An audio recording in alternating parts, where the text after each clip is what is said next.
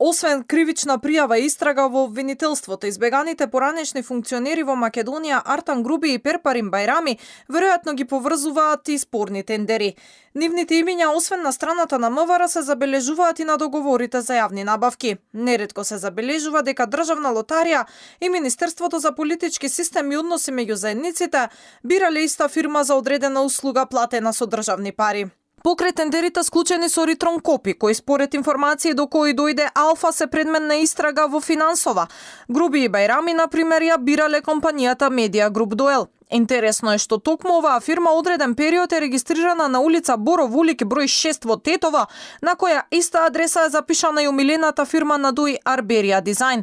Тендер вреден над 67.000 евра со Медиа Груп склучува Државна лотарија на 26.6.2023 година и го потпишува Перпарин Бајрами.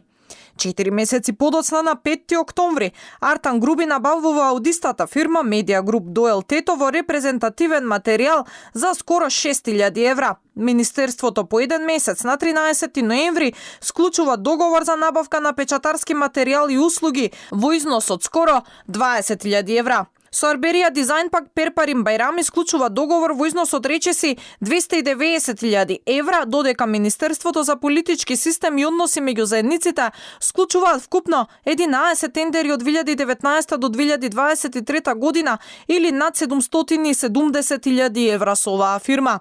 Тендерите се за одбележување на денот на албанската азбука кој го организираше ова министерство и за одбележување на годишнината на рамковниот договор.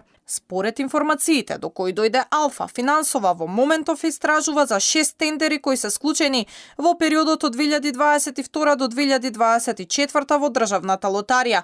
Неофицијално станува збор за набавки на компјутери, компјутерска опрема и телевизори од компанијата Ритрон Копи, која е со седиште во Куманово, а собственикот е од Липково.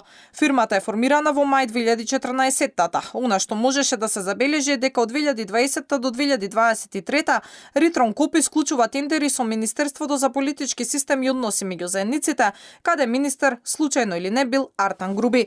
Вкупно се потрошиле над 67.000 евра.